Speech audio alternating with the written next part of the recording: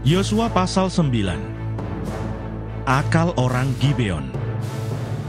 Ketika terdengar oleh raja-raja di sebelah barat sungai Yordan, di pegunungan, di daerah bukit, dan sepanjang tepi pantai laut besar, sampai ke seberang gunung Libanon, yakni raja-raja orang Het, orang Amori, orang Kanaan, orang Feris, orang Hewi, dan orang Yebus, bergabunglah mereka dengan seia sekata untuk memerangi Yosua dan orang Israel.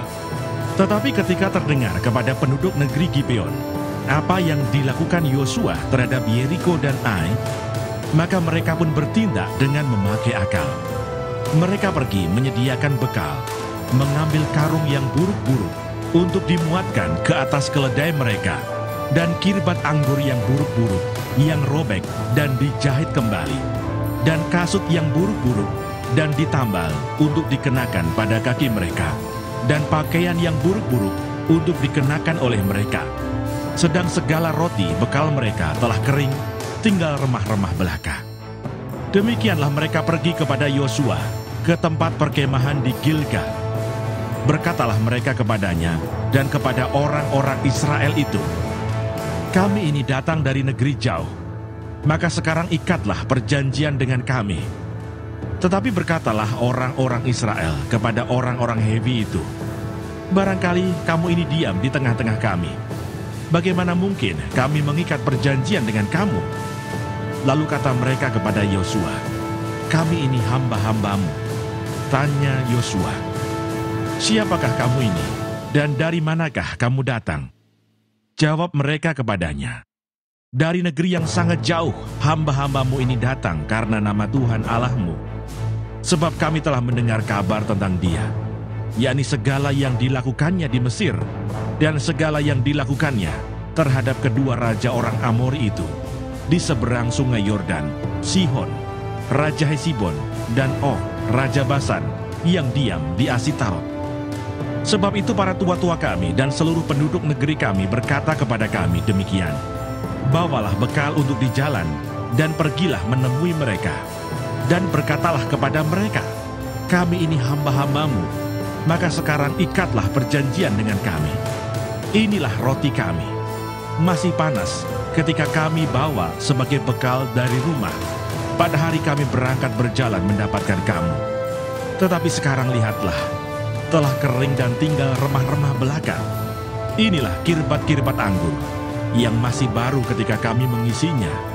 Tetapi lihatlah, telah robek. Dan inilah pakaian dan kasut kami, semuanya telah buruk-buruk karena perjalanan yang sangat jauh itu.' Lalu orang-orang Israel mengambil bekal orang-orang itu, tetapi tidak meminta keputusan Tuhan. Maka Yosua mengadakan persahabatan dengan mereka dan mengikat perjanjian dengan mereka, bahwa ia akan membiarkan mereka hidup, dan para pemimpin umat itu bersumpah kepada mereka.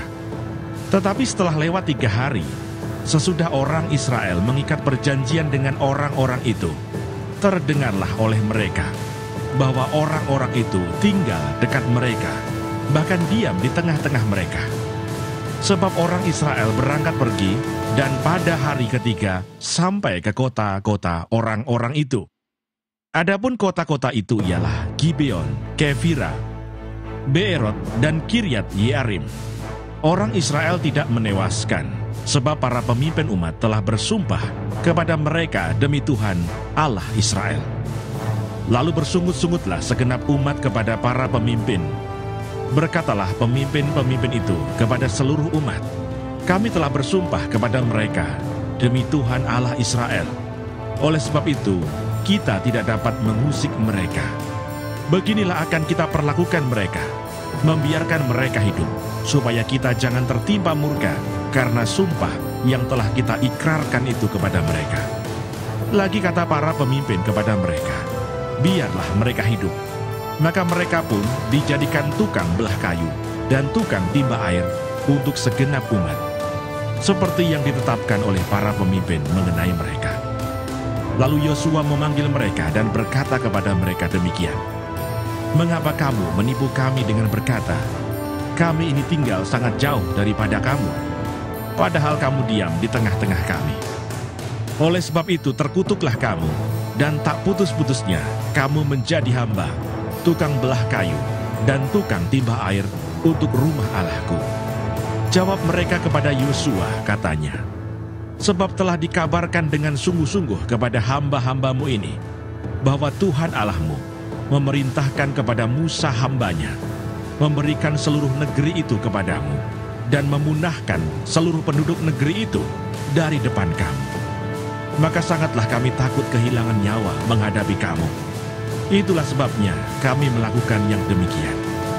Maka sekarang, kami ini dalam tanganmu, perlakukanlah kami seperti yang kau pandang baik dan benar untuk dilakukan kepada kami. Demikianlah dilakukannya kepada mereka. Dilepaskannyalah mereka dari tangan orang-orang Israel, sehingga mereka tidak dibunuh. Dan pada waktu itu Yosua menjadikan mereka tukang belah kayu dan tukang timba air untuk umat itu dan untuk mezbah Tuhan, sampai sekarang di tempat yang akan dipilihnya.